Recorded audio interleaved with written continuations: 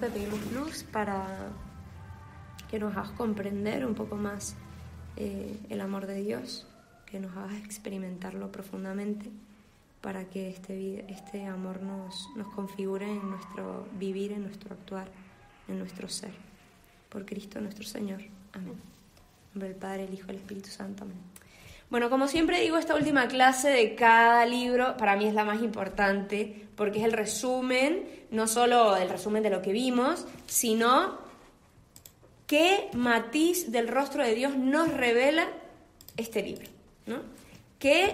Recordar que los 73 libros de la Biblia, cada uno es importante y cada uno tiene su lugar, y por eso entró en el canon bíblico. Hay algunos libros que no entraron en el canon, o sea, no son parte de la Biblia. Por lo tanto, si estos libros sí entraron, significa que algo tienen para revelarnos de Dios. Recuérdense que la historia de la salvación, lo más importante es que nos quieren revelar el rostro de Dios.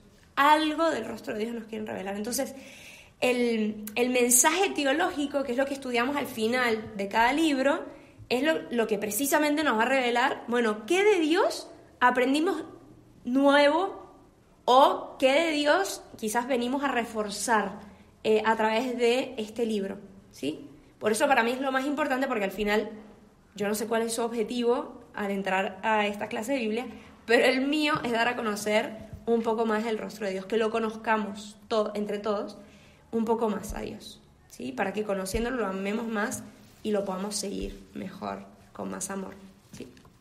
Entonces, dicho esto, yo soy bien repetitiva porque me gusta que las cosas calen, y por eso digo esto cada vez que vamos a terminar un libro, que para mí esto es lo más importante. Entonces, antes de entrar en el mensaje teológico, quiero decir unas cosas sobre la forma en que está redactado el libro, ¿no? Cómo se formó este libro, cómo es la estructura de cómo se expresa Oseas.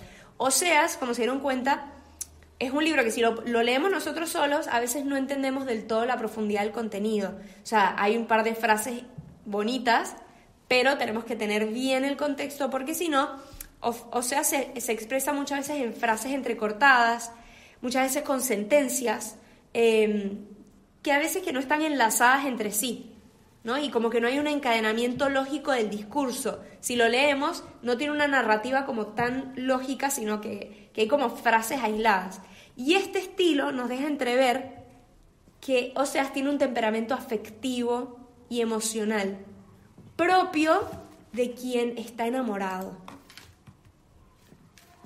Entonces se nos ve en su forma de expresarse, que se expresa hablando de Dios, en el fondo porque es lo mismo que él experimentaba con su esposa.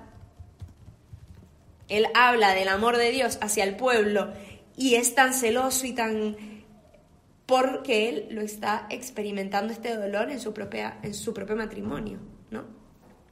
Entonces este libro abunda en imágenes, ¿sí? En el Antiguo Testamento se utilizan muchas imágenes para expresar el amor de Dios, para expresar ciertas realidades. Por ejemplo, una imagen que se utiliza mucho es la del desierto. El desierto como ¿qué? No como el lugar de la soledad, ni el lugar de las fieras, ni el lugar de la sequía, sino al contrario, era el lugar donde las relaciones entre Dios y su pueblo eran más sinceras, porque estaban despojados de todo, ¿no? Entonces el desierto evoca intimidad entre Dios y su pueblo. El desierto evoca algo romántico, no evoca algo horrible, ¿sí? Entonces por eso dice, por eso yo la voy a seducir y la llevaré al desierto. El desierto como lugar de intimidad, como el lugar donde solo estamos yo y Dios, ¿no? Dios y yo, nadie más.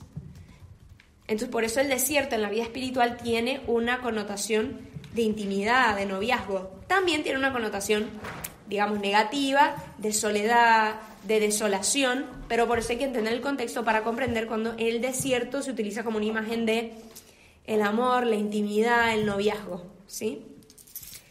Bien, dicho esto, vamos a entrar en el mensaje teológico de Oseas. Entonces, el mensaje teológico de Oseas vamos a desgranarlo en tres, ¿sí? En tres bloques. El primer bloque va a ser Dios e Israel, la relación entre Dios e Israel, el pueblo. La segunda va a ser todo el tema de la perspectiva de salvación, es decir, todo el mensaje del Mesías que vendría. Y un tercer tema que va a ser la presencia del libro de Oseas en el Nuevo Testamento. ¿Y por qué esto? Porque en la medida en que, recuérdense que la Biblia se lee en su unidad, y en la medida en que un libro tuvo más influencia en el Nuevo Testamento, significa que el mensaje teológico es más relevante porque se mantuvo en el tiempo. No era un mensaje temporal y accidental del Antiguo Testamento, como el ojo por ojo y diente por diente, que sabemos que no se sostiene hasta el Nuevo Testamento, sino que era algo pedagógico en su momento, que Dios le dijo al pueblo para irlo enseñando a amar. Entonces, la presencia de un libro en el Nuevo Testamento nos va a decir si el mensaje teológico de ese libro es relevante todavía en la época de Jesús, y por lo tanto es un mensaje relevante en la totalidad. ¿Sí? Bien.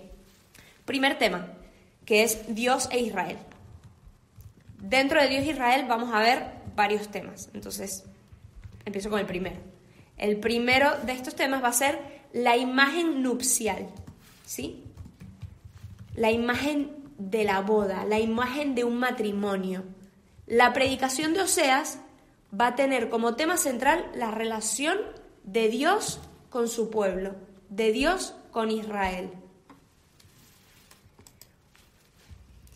Y nos vamos a dar cuenta que en Amós hay unos oráculos que habla de Israel, habla de Judá, habla de las naciones paganas, pero Oseas se va a centrar prácticamente en su totalidad de la relación de Dios e Israel. Recuérdense que Israel en este contexto es el reino del norte, ¿sí? Porque Oseas estaba predicando al reino del norte.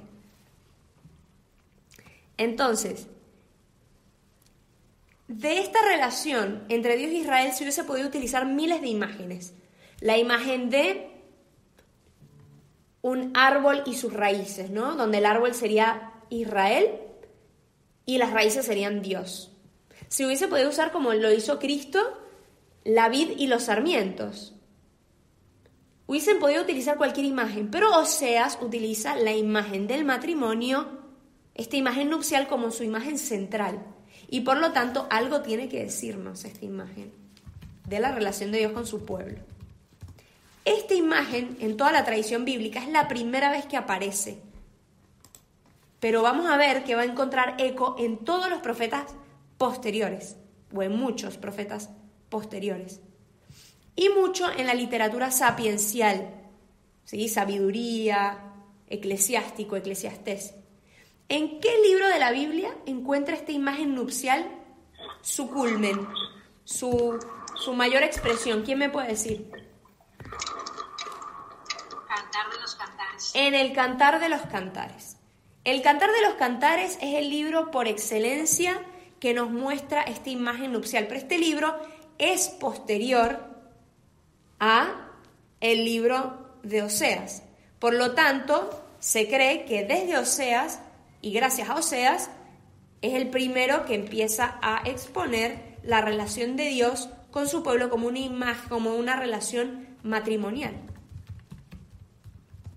El Cantar de los Cantares, sabemos bien que incluso fue un libro bastante controversial porque pareciera un libro hasta erótico, ¿no? Entonces decimos, pero ¿cómo esto es palabra de Dios, no? Es como un libro, bueno, de hecho, lo que tenemos que entender nosotros, que tenemos tan contaminada la imagen sexual, es que toda nuestra persona, todo lo que somos, ¿sí? Nuestra psicología, nuestra espiritualidad, nuestra sexualidad, toda entera es de Dios y para Él. Y todo es santo y todo es bueno. En la medida en que lo vivamos como Dios lo ideó, lo pensó. Y por eso el acto de intimidad conyugal es un acto divino. Tan divino es que participa en la procreación de Dios. Tan sagrado es, tan bello es, ¿no? Lo que pasa es que es un acto que lo tenemos casi como de esquizofrenia, ¿no? O es algo sagrado o es algo sucio y que hay que taparlo, ¿no? Y dices, ¿cuál de las dos, no? Nos tiene muy confundida la cultura de hoy, porque no terminamos de saber, es algo sagrado, pero por otro lado es algo, y tenemos entonces un acto sagrado donde se puede hasta procrear, o un acto que se puede lastimar y herir tanto a una persona a través de un abuso, una violación. Dices, algo tan hermoso y podemos llevarlo a los dos extremos, ¿no? Se puede usar para dos motivos muy distintos, ¿verdad? Bien, esta imagen nupcial reaparece también en el Nuevo Testamento. Recuérdense que Jesús describe el cielo como un banquete nupcial. Y en el Apocalipsis se nos habla de las bodas del Cordero, ¿no? O sea, esta imagen nupcial es recurrente a lo largo de toda la Sagrada Escritura, y también se nos habla de las vírgenes prudentes y las vírgenes necias que estaban esperando al esposo, ¿no? Y se nos habla de San Juan Bautista, nos habla que él era el amigo del novio. ¿Y quién es el novio? Cristo. Y luego Pablo, en sus cartas, de hecho en la carta a los Efesios, capítulo 5, por si alguien prepara encuentros de esposos, nos habla que el matrimonio es un símbolo, es una analogía de la unión de Cristo con su iglesia. Es decir, un matrimonio está llamado a hacer lo que Cristo es con su iglesia. Como Cristo protege a la iglesia, el marido debe proteger a la mujer. Como la iglesia se entrega a Cristo, la mujer se debe entregar a su esposo, ¿no? Hay toda una analogía ahí. Entonces, la experiencia matrimonial de Oseas, que ¿cuál es su experiencia? La de un amor no correspondido y traicionado, surge en su libro de un modo del todo original y personal como el lugar privilegiado de comprensión y de interpretación de la situación religiosa de su pueblo, de la relación de Dios con el pueblo. ¿Qué quiere decir esto? Que Oseas puede predicar mucho mejor acerca de esta realidad porque él la está viviendo en carne propia, ¿no? Es como cuando nosotros experimentamos la traición de un amigo y nos vamos a la Escritura y leemos cómo Cristo fue traicionado por Pedro y comprendemos mucho mejor el dolor de Cristo. O cuando nosotros estamos atravesando una dificultad enorme y tenemos a un amigo incondicional ahí en medio de esa dificultad, y entonces podemos comprender mucho mejor a Cristo en la cruz, acompañado por San Juan, a los pies, ¿no? Cuando lo experimentamos en carne propia, podemos comprender mucho mejor, ¿no? lo que Dios nos habla a través de las Escrituras. Y por eso, de hecho, la oración está llamada a ser, cuando nosotros ya conocemos bien la Escritura, la idea es, o por lo menos es, por ejemplo, la propuesta de Santa Teresa de Ávila en su oración, es, cuando estoy triste, irme entonces al huerto de los olivos.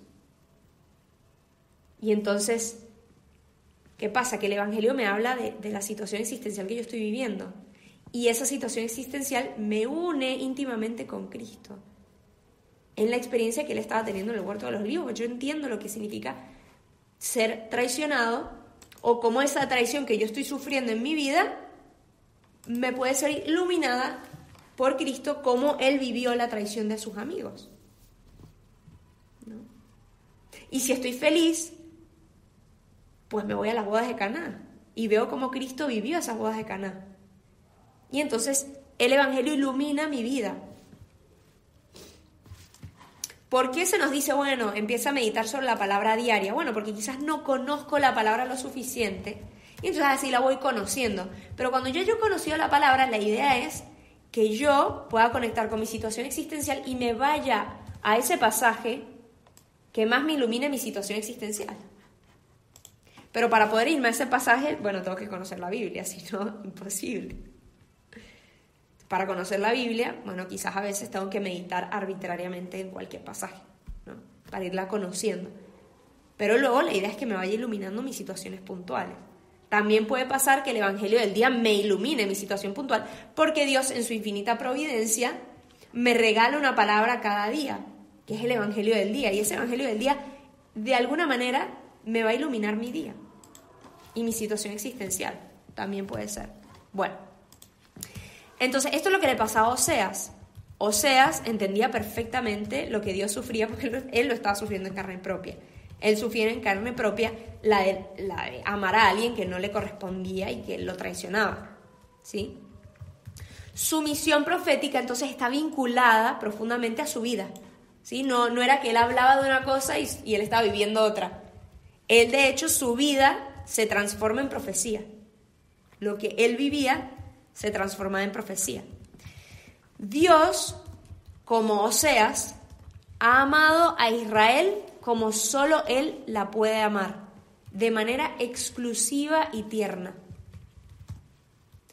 Toma a Israel y la introduce en una tierra fertilísima, multiplica su descendencia y la llena de todo bien.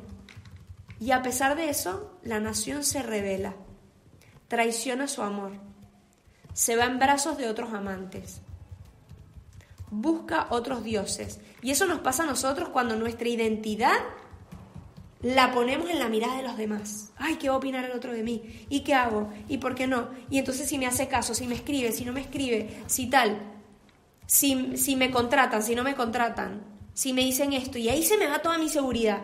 Está bien, en eso me puedo preocupar, pero toda mi seguridad se me va en eso. Y estoy teniendo otros diosesillos. Porque si bien tampoco es que me va a ser indiferente lo que los demás piensen o opinan de mí, no se me va la vida ahí. Porque yo tengo una mirada fuerte, que es la que me da la identidad, que es la mirada de Dios sobre mí, que es mi verdadero amor, que me ama con un amor tan desbordante que yo no tengo necesidad de estar buscando o mendigando otros amores, otras seguridades, sino que los amores de los demás los recibo como una sobreabundancia del amor que ya me plenifica, que es el de Dios. Y esto en cualquier estado de vida, en cualquiera. Porque si yo me caso esperando que mi esposo me complete en el sentido más radical de esa palabra, y no como un intercambio de plenitudes, y entonces nace ese matrimonio desde la necesidad, y a la primera que el esposo me falle, se me va la vida. Se me acabó. O quizás no es la relación con mi esposo, pero quizás es con mis hijos, o quizás es con mi madre, o quizás es con un amigo, con quien sea. O quizás es con algo, no tanto con una persona, sino con mi trabajo, o con la cierta, no sé, con el reconocimiento que me dan en ciertos ámbitos. Y esos son mis diosesillos que me voy haciendo. Y yo que me esforcé tanto en el trabajo y nadie me dijo nada y se me va la vida. Mis diosesillos, el reconocimiento laboral, qué sé yo, ¿no? La gratitud de alguien, porque yo estoy haciendo y por qué no me he agradecido. Y no digo que estas cosas no nos afecten, nos van a afectar, pero se nos va la vida en esto y quizás tengo que reenfocar, ¿no? Tengo que reenfocar mi mirada y mi centro y mi eje en el amor de Dios, que es el que realmente me configura. Y esta es mi forma, entiéndase, esta es mi forma de prostituirme, ¿no? Cuando mi corazón se me va, ahí donde esté tu corazón estará tu tesoro. Ahí donde está tu tesoro está tu corazón, ¿no? ¿Dónde está mi corazón? ¿En dónde se me va la vida? ¿Sí? Entonces, esta nación se revela así como nosotros nos rebelamos tantas veces porque ponemos nuestra confianza en otras cosas que no son Dios. Porque nos enoja que Dios nos quite algo. Y entonces en el fondo pecamos, es cuando desconfiamos que la propuesta de Dios es mejor que lo que sea que a mí se me está ocurriendo. Y a Dios me está proponiendo algo, que yo vivo una cierta realidad. Y ¿sabes qué? Yo creo que a mí se me ocurre una manera mejor de vivir esto. Y yo desconfío de Dios y lo dejo de lado, porque yo creo que yo sé mejor cuál va a ser el camino de mi felicidad. Entonces esa es mi forma de prostituirme con otros diosesillos. Y los diosesillos puede ser mi propia apariencia, mi propio amor propio, ¿no? Entonces el amor de Dios hacia su pueblo, a pesar de todo esto, es inquebrantable, es incondicional. Porque Dios no se puede negar a sí mismo. Si Dios es fiel, no puede dejar de ser fiel, porque nosotros no lo somos, porque se negaría a sí mismo.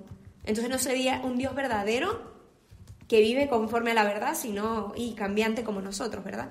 O sea, Dios es fiel, pase lo que pase. Lo dice Jesucristo. Si tú niegas a Dios, Él te va a negar a ti. Pero si tú eres infiel a Dios, Él no puede ser infiel a ti. Porque no se puede negar a sí mismo. No puede contradecirse, pues. Oseas entonces presenta al Señor como un esposo ofendido, porque Dios le duele cuando nosotros somos infieles. No es que le da igual, pero cuyo amor no va a ser anulado por nuestra ofensa. Cuyo amor es más grande que nuestra falta. Y por eso Oseas tiene un discurso constante de esperanza en la remisión y en el perdón de los pecados, porque Dios, su misericordia es más grande que nuestro pecado. ¿Sí? Segundo tema teológico que se nos presenta en este tema de Dios e Israel: el monoteísmo y el culto interior. ¿Sí? El monoteísmo y el culto interior. Recuérdense que Abraham, estamos hablando de muchos años antes de Oseas, unos 1000 años antes de Oseas, Abraham era politeísta, ¿sí? Recuérdense. Abraham era politeísta como el resto de la gente que estaba a su alrededor. La persona piadosa era la que creía en muchos dioses. La que creía en uno solo era medio ateo, ¿eh? Hay que entender la forma de pensar de la época. ¿Qué pasa? Que Abraham no llega a ser de la noche a la mañana monoteísta. Dios lo va llevando por un camino. Entonces, del politeísmo se pasa a la monolatría. ¿Qué quiere decir esto? Que entre muchos dioses, solo uno merecía ser adorado. Monolatría. Idolatría, monolatría. ¿Sí? Entre todos esos dioses, solo uno debe ser adorado. Entonces, Abraham pasa del politeísmo a la monolatría. Pero de la monolatría al monoteísmo, es decir, en realidad no existen todos estos dioses, solo existe uno. No solo que entre todos solo uno debía ser adorado, sino que en realidad solo existe uno, que es el monoteísmo. Hay un camino. Ya en la época de Oseas propone un monoteísmo estricto. ¿Por qué? Porque han hecho todo un camino. El pueblo de Israel ha hecho todo un camino, desde el politeísmo a la monolatría y ahora al monoteísmo. Entonces, ya Oseas corta y dice, basta ya, todos a su alrededor pueden ser politeístas, pero ustedes son monoteístas. Es decir, ustedes tienen que aceptar que Yahvé es el Dios exclusivo de Israel, no puede haber otros dioses para Israel. ¿Y qué pasa? Que Israel, lo que le pasaba es que iba detrás de otros dioses. ¿Por qué? Porque se relacionaba con las otras naciones y las otras naciones creían en otros dioses. Y al casarme con otras personas que creen en otros dioses, pues yo termino también creyendo en otros dioses. Porque yo me caso con toda la persona. Entonces, si yo, por ejemplo, me caso con una persona que, no sé, no le gusta ir a misa, es medio que no es creyente, de alguna manera mi vida va a ser afectada, porque yo me estoy casando con toda esa persona. No solo con esa parte de esa persona, son sus creencias. Y entonces esa persona y yo vamos a criar a nuestros hijos. Y eso va a afectar, y va a afectar la dinámica familiar. Y yo cuando me case tengo que entender que eso va a suceder. No puedo decir, no, cada quien lo lleva. No, porque por algo somos una sola carne. Y algo de su carne va a ser ahora mi carne, porque vamos a ser una sola carne. Entonces, ¿qué significa eso? A la hora de tomar la decisión de casarnos, y me caso con toda la persona. Y parte de esas personas son sus creencias. ¿Sí? Entonces, en esa época, ¿qué pasa? Que se casaban entre todos y terminaban adorando a los Baales, terminaban haciendo cultos idolátricos. Pero aparte de todo esto, del tema del monoteísmo, también Oseas reafirma en un tema, que es, en esa época hacían muchos cultos, tiraban mucho incienso, celebraban muchas misas ocultos de la época. Sabemos que misas no existían, la misa empieza a existir con Cristo, pero lo equivalente a una misa. Y Oseas le dice, mira, todo bien con sus celebraciones de cultos, pero tiene que haber un culto interior. ¿Qué quiere decir esto? Que de nada sirve que tú vayas a misa por obligación si tu corazón no está aquí, no está plenamente aquí. No está aquí por decisión de amor, sino por obligación, por puro cumplimiento. Entonces hay ciertos niveles de profundidad en mis decisiones. Yo a veces puedo tomar una decisión porque se me antoja algo o no, porque es divertido, porque me gusta, ¿no? En un nivel de opinión, en un nivel de gustos, me puede gustar algo o no. Pero hay un nivel más profundo en el que se mueven nuestras motivaciones más profundas, en el que se mueven nuestros anhelos, nuestros deseos. Por ejemplo, yo tengo el anhelo de, no sé, llegar a ser una persona, digo hasta una decisión más básica, ¿no? Graduarme de la universidad. Yo me quiero graduar de la universidad. Y yo todas las mañanas me levanto y quizás hay un día que no se me antoja ir a la universidad. Ni un poquito. Pero hay una motivación más profunda que es que yo me quiero graduar. Entonces yo me levanto a pesar de que en mi nivel como más superficial no se me antoje porque yo tengo un proyecto que me motiva. Pues lo mismo con, no sé, el culto interior se refiere a esas motivaciones más profundas. De repente hoy no se me antoja ir a misa, pero yo quiero encontrarme con Dios. En lo profundo de mi corazón eso es lo que deseo, encontrarme con Dios. Aunque hoy me dé flojera, a nivel como más superficial. Entonces, el mundo de hoy, ¿dónde nos dice que nos movamos? ¿Quién me puede decir? ¿En el primer nivel de los gustos, de las apetencias, o en el nivel de los deseos, anhelos, motivaciones profundas? No, el mundo nos dice el primer nivel. El primero, ¿no? Haz lo que se te antoje, lo que te divierta, ¿no? Bueno, si te divierte, hacelo, si no, no, pues, ¿para qué lo vas a hacer si no te divierte? ¿No? Y bueno, hoy me divierte hacer esto y mañana otra cosa, entonces mis proyectos de vida son insostenibles, ¿no? Porque mis emociones son así, y nosotras aquí todas mujeres sabemos perfectamente que son cíclicas de paso nuestras emociones.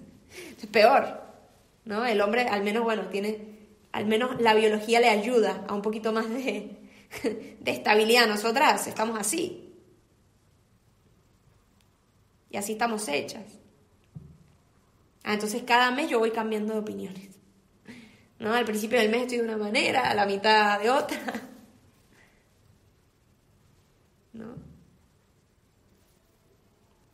De hecho, por eso las mujeres somos una raza superior, ¿verdad? Porque en medio de esos cambios y no, mantenemos un proyecto de vida a largo plazo, ¿no? A pesar de esos cambios, ¿verdad?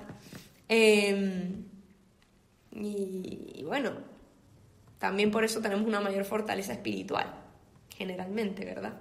El hombre física, y ahí nos complementamos, ¿verdad? Bueno, el tema del culto interior iba dirigido a esto, ¿no? ¿Cuáles son las disposiciones internas de tu corazón? De nada sirve, como dice el Evangelio, decir Señor, Señor, si tu corazón no está buscando a Dios. Y por eso nos dice, yo quiero amor y no sacrificio, conocimiento de Dios más que holocausto. ¿De qué sirve? Ay, me doy golpe de pecho, me sacrifico, y en el fondo no hay una conversión del corazón. No hay un corazón más apegado a Dios, más enamorado de Él. Por eso yo siempre digo, cuando me viene alguien y me pregunta, ¿tengo que ir a misa todos los domingos? No, primero te tienes que enamorar de Dios. Primero lo tienes que conocer. Porque si vas como un tengo que, nos estamos equivocando. Y no me sirve de mucho. Por eso, como dice el Papa Benedicto XVI, lo fundamental del cristianismo es el encuentro con una persona viva, la persona de Jesucristo, que cambia la orientación de nuestras vidas, que nos enamora, que nos cautiva, que nos atrae. Y en base a eso, luego, feliz, vamos a misa. Vamos a misa con sentido. Incluso aquellas veces donde de repente me aburre, de repente no se me antoja, pero en el fondo de mi corazón hay una motivación más profunda, que no es el deber ser, y que no es, uy, qué miedo, me voy a ir al infierno. esa motivación no dura mucho, ¿no? Actualmente yo veo mucha gente que va a misa por tradición, por costumbre, más que por convicción, por amor a Cristo. Uh-huh. Así es. Creo que por eso somos tan criticados por nuestros hermanos separados. ¿Por eso qué? Por eso somos tan criticados por nuestros hermanos separados. Así es, así es. Todos los protestantes critican mucho eso del catolicismo, ¿no? Que somos puros de cumplir, o sea, un poco nos tachan de fariseos, ¿no? Bueno, tercer tema. Otra imagen que utiliza Oseas para hablar de la relación de Dios con su pueblo es la imagen de la alianza y la imagen de la filiación, es decir, la relación de Dios con su pueblo como un padre con su hijo. Pero el tema de la alianza también es importante. Recuerden que entre seres humanos pueden haber pactos, es decir, un pacto es donde se intercambian bienes. Yo te doy dinero y tú me das una casa. Yo te doy dinero y tú me das pan, ¿no? Es un pacto. Pero una alianza no es un intercambio de bienes, es un intercambio de personas, en donde yo soy tuyo y tú eres mío. Por eso es la alianza matrimonial. La alianza matrimonial no es un intercambio de bienes, ¿no? Bueno, ahora tú vas a venir y yo te voy a dar mi casa, ¿no? Un intercambio de personas. Yo me doy a ti y tú te das a mí. Y por eso en esa totalidad también se da el acto conyugal. Porque propiamente en la alianza matrimonial, cuando ya yo prometí con las palabras yo soy tuyo y tú eres mío, puedo yo también darme entera, cuerpo, alma, espíritu, ¿no? Yo soy tuyo y tú eres mío. No puedo ser hoy tuyo y mañana de otro. Y no tendría mucho sentido el yo soy tuyo y tú eres mío. No es como, bueno, en realidad soy un ratito de esto y un ratito de esto. Y no, por ahí no pasa la pertenencia. La pertenencia es para siempre. Si soy tuyo para siempre. No soy tuyo un ratito, ¿no? Bien. Estas imágenes que utiliza Oseas, en el caso de la alianza, es este intercambio de personas, ¿no? Y que evoca yo soy tuyo y tú eres mío. Pero también especialmente evoca la imagen de la filiación, es decir, de esta relación de Dios como un padre y de Israel como un hijo. Y por eso utiliza estas imágenes tan bonitas de la solicitud paterna, ¿no? Como un Dios que nos cuida en medio del desierto, como un padre que enseña con amor, que se desvela en las noches para cuidar a su hijo, que lo atrae con cuerdas, ¿no? Que se abaja a su hijo y lo sube hacia su mejilla. ¿Se acuerdan? Oseas 11. Entonces esta ternura de un Dios, entonces quien hable del Dios del Antiguo Testamento como un Dios horroroso, un Dios que era súper estricto, bueno, realmente no ha leído el Antiguo Testamento. Porque las imágenes que utiliza Dios en el Antiguo Testamento para hablar de su vínculo con su pueblo, con cada uno de nosotros, son imágenes preciosas. De un esposo con su esposa, de un padre con su hijo, ¿no? De un intercambio de personas, es precioso, ¿no? Oseas, del capítulo 11, podemos desprender que Oseas arranca la historia de Israel desde el momento de la salida de Egipto, ¿no? Y desde ese momento se instituye Israel como un pueblo. Antes era Abraham y sus hijos, ¿no? Pero en el momento de Israel como que ya lo llama como pueblo, como que hay una elección divina, ¿sí? De todo un pueblo y no solo de una persona, en el caso de Abraham, ¿no? Era como un vínculo con Abraham y bueno, y sus descendientes, en este caso es con todo el pueblo. Y recuérdense que siempre la imagen de Israel somos nosotros, es la imagen de nosotros. Israel habla de cada uno de nosotros. Podríamos cambiar Israel por Cristina, Leila, Katy, Lorena, Laurencia, Meli, ¿no? Todos, ¿sí? Cuarto tema, el tema de los pecados de Israel, ¿sí? Un tema también recurrente en Oseas.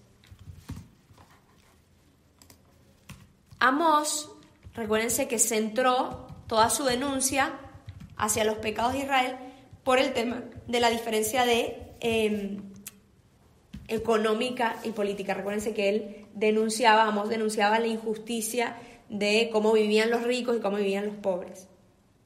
Oseas principalmente recurre al tema del pecado de idolatría y por eso utiliza la imagen de la prostitución. Se centra en este pecado. Y Oseas nos dice que es el momento en donde Israel ya dejó de estar en el desierto y empieza a entrar a la tierra prometida, cuando empieza a entrar en relación con otras naciones, ahí fue cuando se empieza a prostituir, ¿no? En el momento en donde quería ser como los otros pueblos. En el momento donde, y nos pasa a todos, y queremos ser como los demás. Entonces, si no es bien visto que en una reunión y bendigamos los alimentos, yo lo hago en silencio en mi corazón y voy a incomodar al otro. O si de repente nos invitaron a un evento familiar o un evento de amigos el domingo, yo trato de ir a misa el sábado, porque cómo me voy a ir en la mitad del evento haciendo sentir a todo el mundo incómodo, ¿verdad? ¿Y por qué se van? Porque voy a misa. Ay, ahora todos tenemos que ir, ¿verdad? ¿No? Como que incómodo. Entonces mejor nos vamos el sábado, ¿verdad? Mejor vamos el sábado para no incomodar a la gente. Y nos pasa a todos en nuestra relación con los demás. Nos pasa a todos, ¿no? Bueno, esto fue lo que le pasó a Israel, ¿no? Se empezó a relacionar con los otros pueblos y empezó a entrar este culto idolátrico en Israel. Según Oseas, la época del desierto previo a cuando el pueblo entra en la tierra prometida había sido una época de amor puro entre Dios e Israel, ¿no? Donde estaba sin ningún tipo de contaminación, ¿no? Era como solo Dios e Israel, era un momento de enamoramiento, un momento de noviazgo. Y cuando ya entran a participar los otros pueblos es cuando ya empiezan a tener estas manifestaciones idolátricas, ¿no? Sin duda, en Oseas también se alude a otros pecados, pero siempre se dice que la raíz era la idolatría, ¿sí? El poner a otras personas, a otros dioses en el lugar de Dios. Y toda esta infidelidad la justificaba, decía que no había fidelidad porque no había conocimiento de Dios. Por eso no había amor, porque el pueblo no conocía a Dios. No conocía el inmenso amor de Dios. Y algo importante en Oseas es que se recrimina mucho y se culpa mucho a los sacerdotes, porque los sacerdotes debían enseñar la ley, debían enseñar el amor de Dios y al contrario, no mostraban el amor de Dios, sino que eran corruptos, eran injustos. Por eso tenemos una gran responsabilidad de rezar por las vocaciones religiosas, por los sacerdotes, ¿sí? Que por vocación tienen la obligación de mostrar el rostro de Dios, ¿no? Y nos pasa que a veces llegamos a ciertas misas o nos relacionamos con ciertas personas que en vez de hablarnos de Dios, como que nos rechina, ¿no? Como que hay que pedir por... Cuando nos rechine, pidan por esa persona, ¿no? Que probablemente necesita una gracia fuerte. Yo me acuerdo ahora que estuve en Estados Unidos, de visita familiar, estaba yendo a una misa que quedaba lejos del lugar donde yo estaba, pero era la más cercana, y fui un día y quería salir corriendo porque el padre criticaba al obispo todas las homilías y yo no sabía qué hacer y yo de verdad que no quería estar ahí, pero sentía muy fuerte que Dios me invitaba a estar ahí y a interceder por este sacerdote. Estuve yendo una semana entera a esa misa que me quería morir y decía: Señor, te ofrezco este sacrificio que me implica estar acá por este sacerdote que la está pasando muy mal, ¿no? La de estar pasando muy mal por cómo se refería a la vida, ¿no? Entonces, bueno, suplicar mucho por estas personas, ¿no? También por las personas consagradas. Bien. Y luego, con respecto al amor al prójimo, que también lo denuncia, lo que denuncia sobre todo es la falta de Hesed. ¿Qué es Hesed? Hesed en hebreo significa misericordia, es decir, la falta de compasión hacia el otro, la falta de misericordia hacia el otro. Y por eso le exhorta a vivirla. Recuérdense que San Juan en su carta nos dice quien dice que ama a Dios y no ama al prójimo, su amor a Dios no es verdadero. Es muy fuerte esto. Muy lindo que nosotros amemos a Dios, pero luego si salimos y tratamos mal al prójimo y nuestro amor a Dios se prueba, como dice Santa Teresa de Jesús, en el amor al prójimo. Eso se lo decía cada rato a sus monjas. Todo bien con sus oraciones místicas y que flotan en la capilla, pero si luego con la hermana de comunidad y no hay amor, ahí es donde se prueban las cartas de la oración, ¿no? Ahí es donde se prueba y por eso es difícil, ¿no?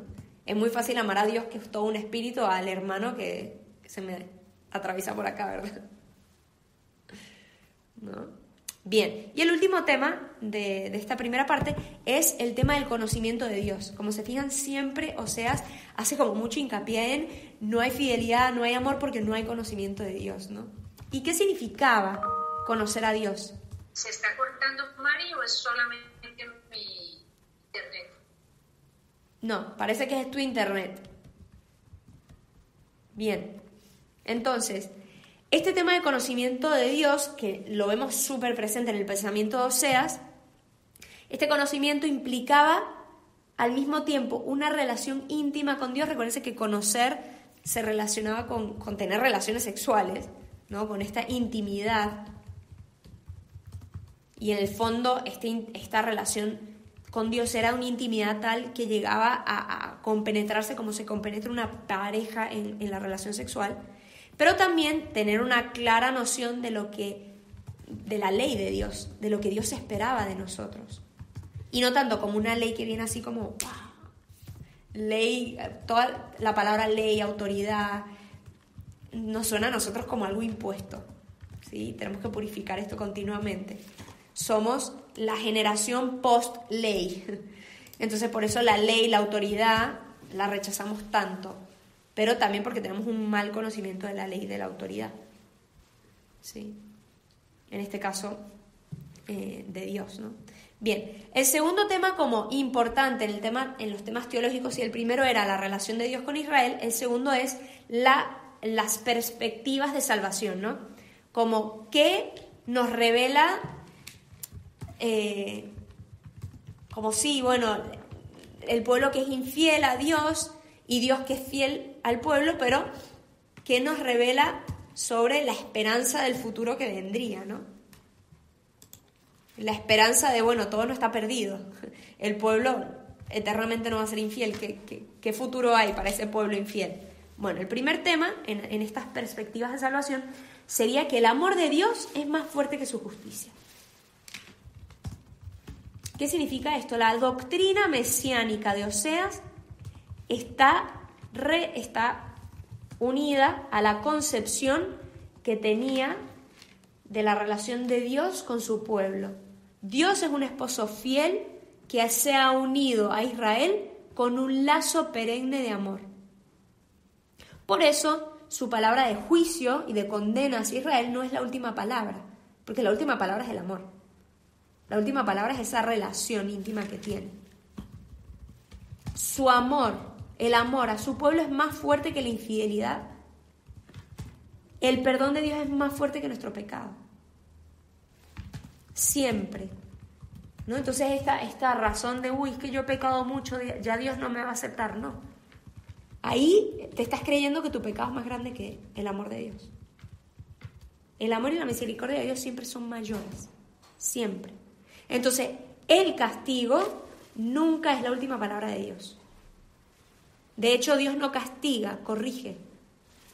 Si manda algo es porque quiere corregir, no porque quiere castigar para fastidiarnos. Nos quiere corregir, quiere que nos transformemos, quiere que seamos mejores. ¿Sí?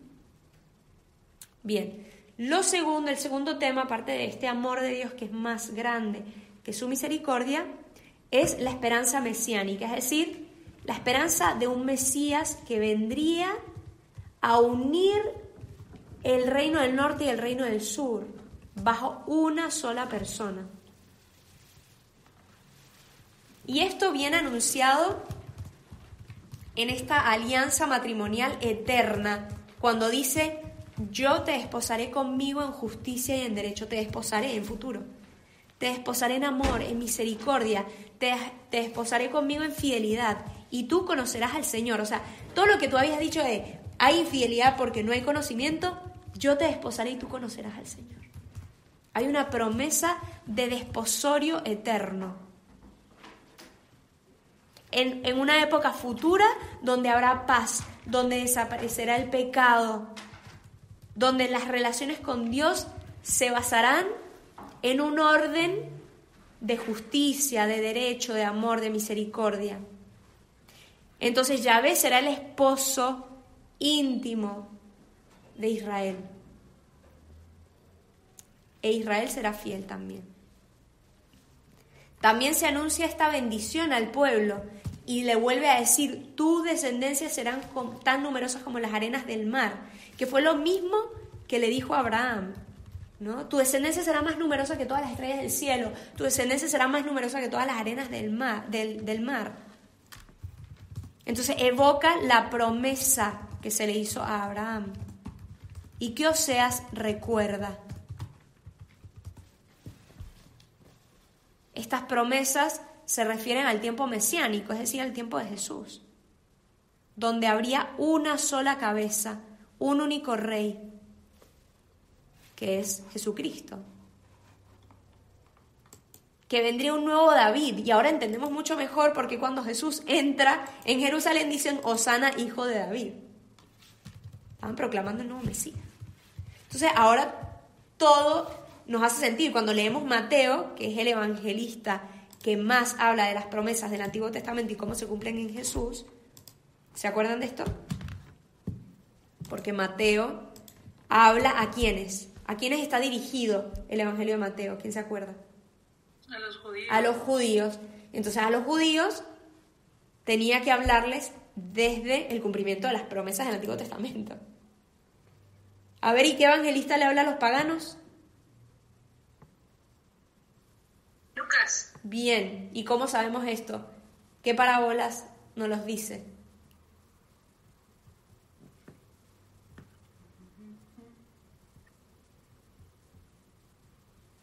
Parábolas, nos habías hablado de genealogías. Bien, bien. A ver, la genealogía de Lucas, ¿dónde empieza? Sí, es para los paganos en Adán. Exacto, en Adán, desde el inicio. ¿Y la de Mateo dónde inicia? Porque es para los judíos. Arranca en Abraham porque es para los judíos, ¿no? Y a los judíos les interesa la partida de Abraham. Pero, por ejemplo, solo en Lucas aparece la parábola del hijo pródigo. Solo en Lucas aparece la del buen samaritano. Habla de paganos que son mejores que los judíos. Y dice, ¿pero cómo?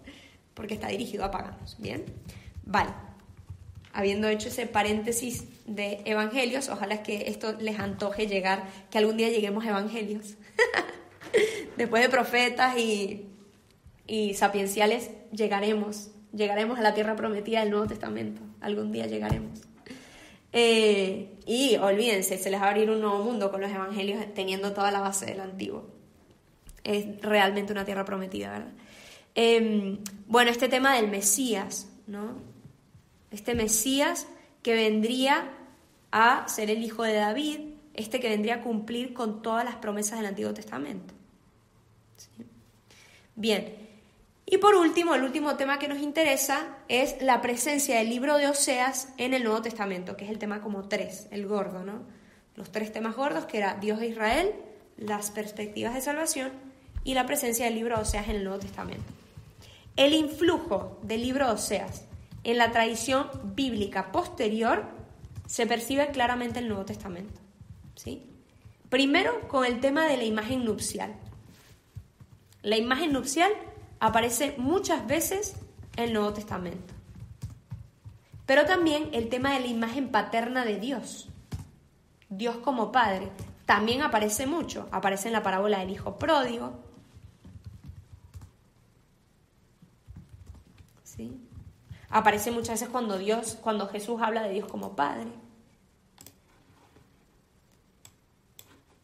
Pero también de una manera curiosa hay una imagen que aparece curiosamente en Mateo 2:15, si pueden búsquenla para que la tengan ahí a mano, que expresa de una manera interpretada de forma distinta el tema de Oseas 11:1. En Oseas 11:1 nos dice que de Egipto llamé a mi hijo. La cita de Oseas se refiere originariamente a la liberación del pueblo de Israel de la esclavitud de Egipto. Pero Mateo lo aplica a Jesús. ¿Por qué? Recuérdense que Jesús nace y se lo llevan a Egipto porque estaba la persecución de Herodes.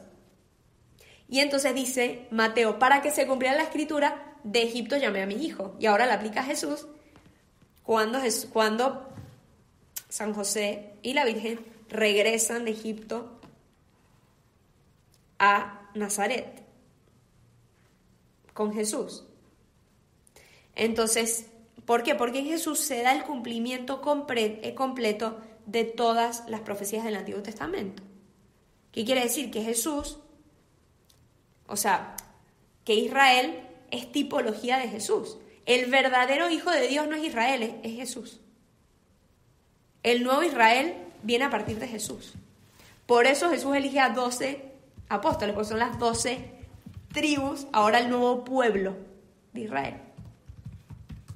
¿Sí? Y que no serían solo 12 hijos, sino que estaba invitado cualquiera, ¿no? También Jesús cita específicamente Oseas cuando dice misericordia quiero y no sacrificio. Y lo utiliza para denunciar el formalismo farisaico que hacía todo, que cumplía con la ley, pero no tenía un corazón transformado.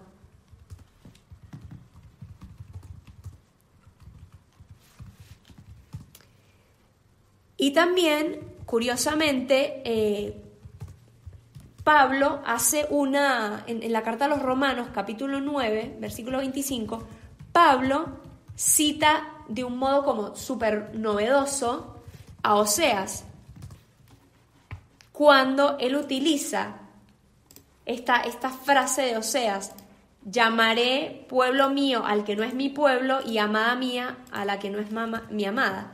¿Cómo lo aplica Oseas? Lo aplica al mismo Israel, ¿no?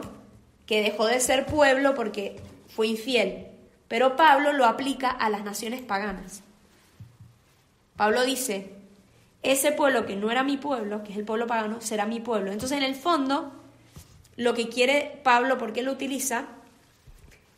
Lo utiliza para decir que la misericordia, el amor de Dios, el llamado de Dios también se extiende a los paganos.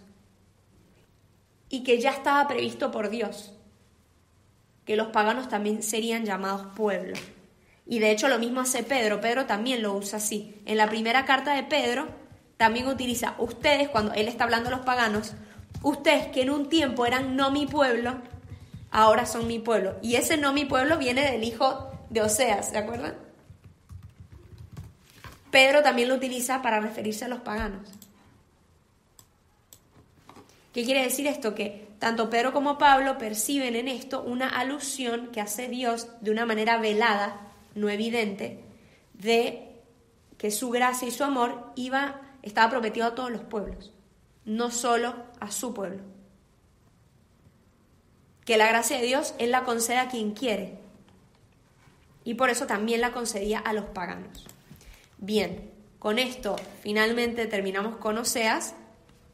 La semana que viene vamos a arrancar con el profeta Miqueas, que también es un profeta menor de esta época, de la misma época, por si alguien se lo quiere empezar a leer. Es un libro bastante más corto y tiene menos influencia en el Nuevo Testamento, por lo tanto probablemente lo vamos a acabar más rápido. Pero bueno, lamentablemente no voy a poder abrir espacio a preguntas porque me tengo que ir a una convivencia padre-hija en este instante abajo. Entonces,